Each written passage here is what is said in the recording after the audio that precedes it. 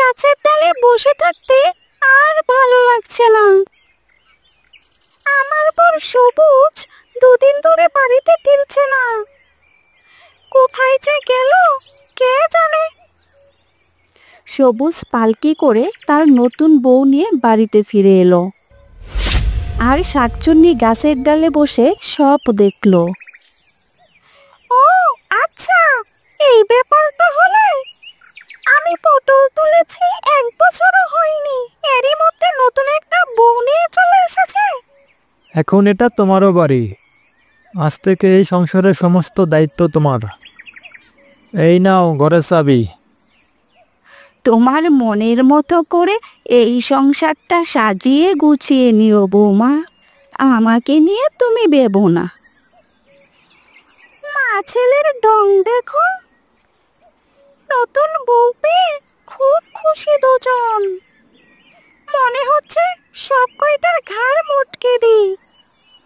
সবুজ আর সবুজের মা নতুন বউকে নিয়ে ঘরে গেল। শাকচুন্নি একা একা গাছের ডালে বসে রইল।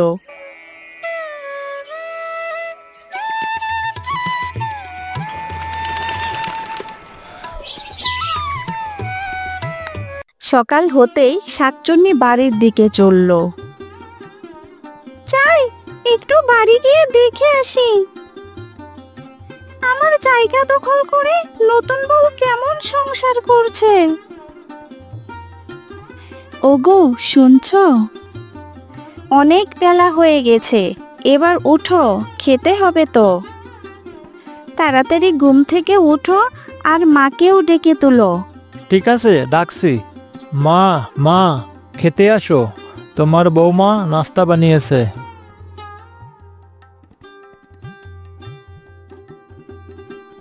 এত সকাল সকাল নাস্তা বানানো হয়ে গেছে বৌমা? আমি তো নাস্তা বানিয়ে নিতে পারতাম।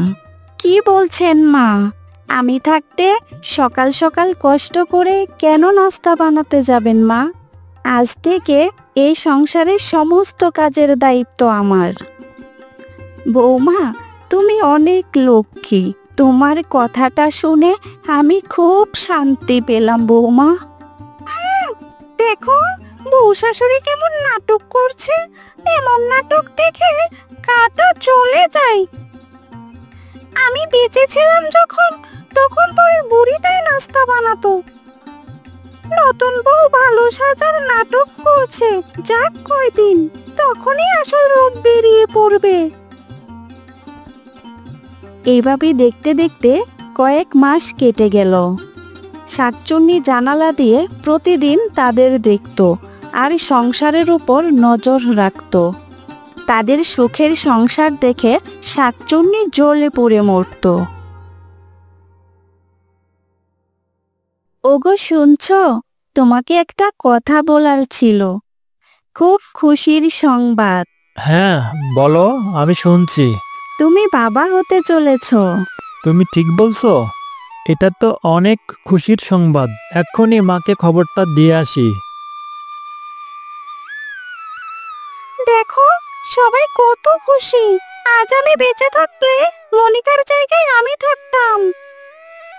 সবই আমার পোড়া কপাল। এ তো অনেক আনন্দের খবর। সত্যি বৌমা মা হতে চলেছে। বৌমা কোথায় তুমি? আমার সামনে এসো দেখি। হ্যাঁ মা বলুন। আজ এই খুশির সংবাদ শুনে তোমাকে একটা উপহার দিতে চাই, তুমি একটু দাঁড়াও। মনিকার শাশুড়ি ঘর থেকে একটি সোনার নেকলেস নিয়ে আসলো। তারপর সেটা এনে মনিকাকে দিল। এ তো সোনার নেকলেস মা, এ তো অনেক দামি। এত দামি নেকলেস দিয়ে আমি কি করব মা? এটা আপনার কাছেই রেখে দিন।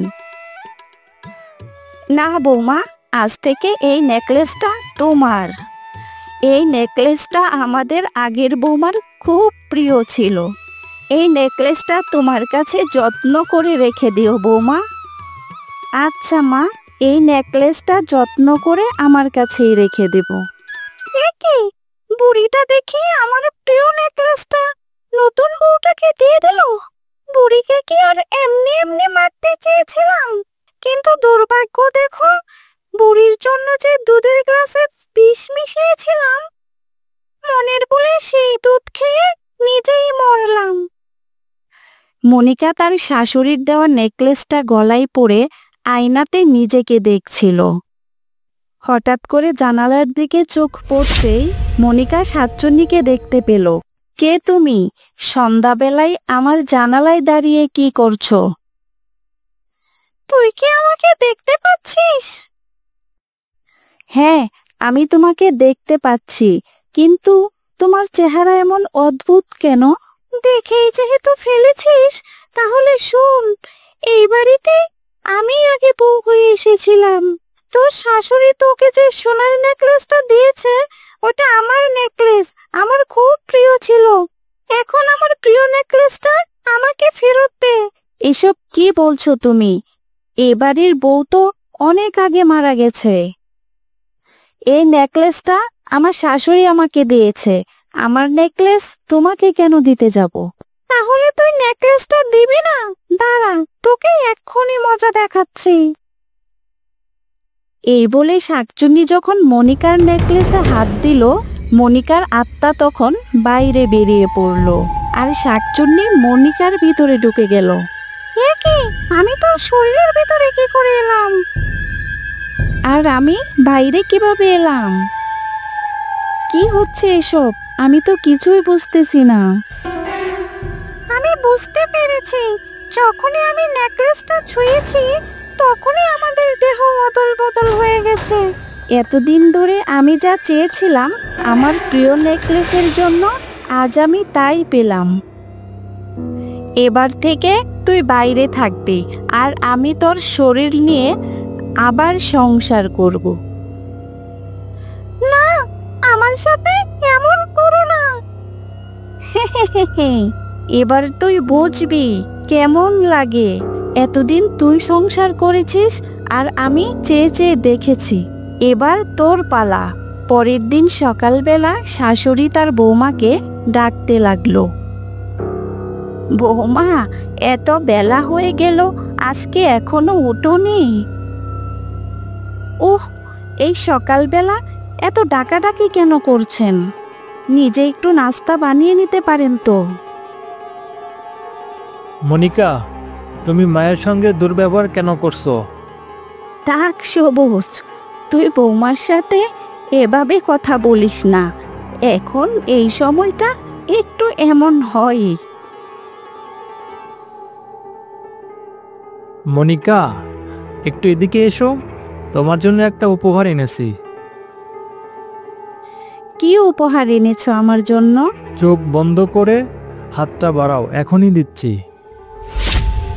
কাচের চুড়ি? এই কম দামি কাচের চুড়ি দিয়ে আমি কি করব? আমি ভেবেছিলাম দামি কোনো উপহার হবে হয়তো। উফ, এমন উপহার দেখে মনটাই খারাপ হয়ে গেল। তুমি তো কাচের চুড়ি অনেক পছন্দ করো। যতবার হাটে গিয়েছি ততবার তুমি কাচের চুড়ি আনতে বলেছো। আগের কথা বাদ দাও, এখন থেকে শাড়ি, গয়না, দামি দামি উপহার নিয়ে আসবে আমার জন্য। এমন কম দামি কাচের চুড়ি আমার দরকার নেই। মনিকা, তুমি তো আগে এমন ছিলে না, হঠাৎ এমন পরিবর্তন হলো কি করে? এমন আচরণ তো আমার আগের বউ রিনা করত। তুমি কি বলতে চাও তোমার আগের বউ রিনা ভালো ছিল না? আমি এভাবে কিছু বলিনি। যাই হোক, চলো।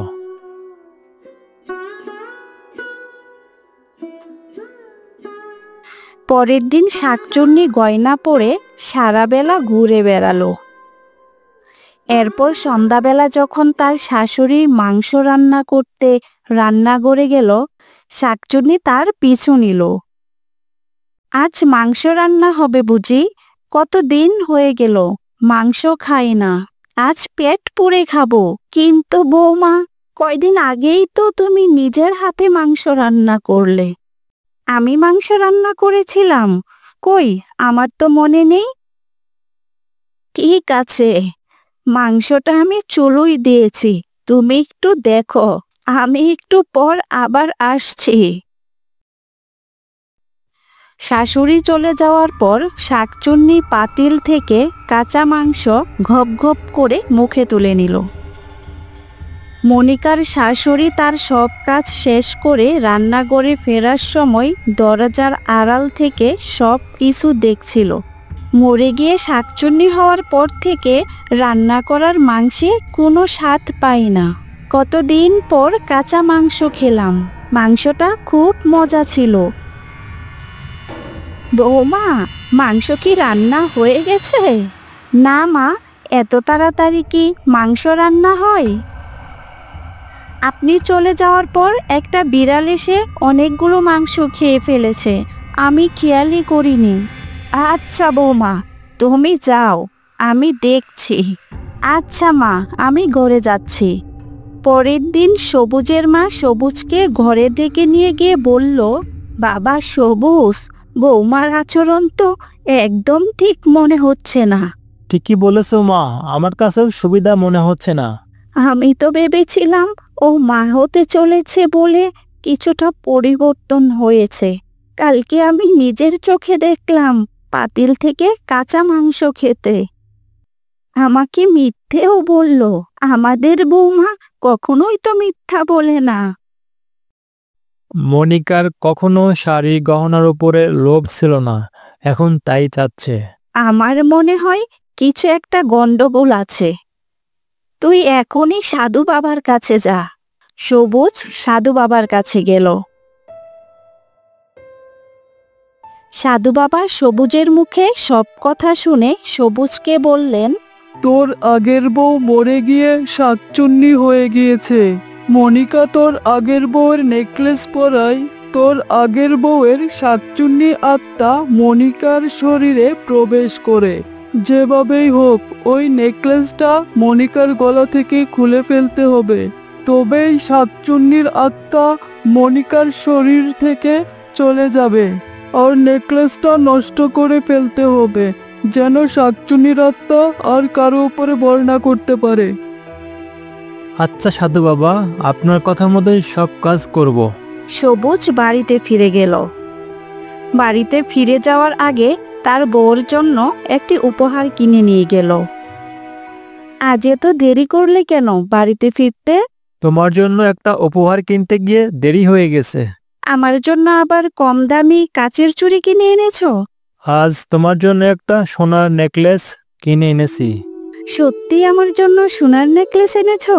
দাও, আমার গলায় পরিয়ে দাও। সবুজ নতুন নেকলেসটি শাকচুন্নির গলায় পরিয়ে দিয়ে শাকচুন্নির গলা থেকে আগের নেকলেসটি খুলে নিল। তখনই মনিকার আত্মা তার শরীরে ফিরে এলো। এটা কি হলো আমার সাথে? আমি আবারও শাকচুন্নি হয়ে গেলাম। আমি সাধু বাবার কাছে শুনেছি তুমি আমার আগের বউ রিনা। তুমি মরে গিয়ে শাকচুন্নি হয়ে গিয়েছো আর এতদিন মনিকার দেহে বর করেছিলে। আজ থেকে তুমি মুক্ত, আর কারো দেহে বর করতে পারবে না তুমি। এই বলে সবুজ নেকলেসটি ভেঙে ফেলল, আর শাকচুন্নির আত্মা হাওয়ায় মিলিয়ে গেল।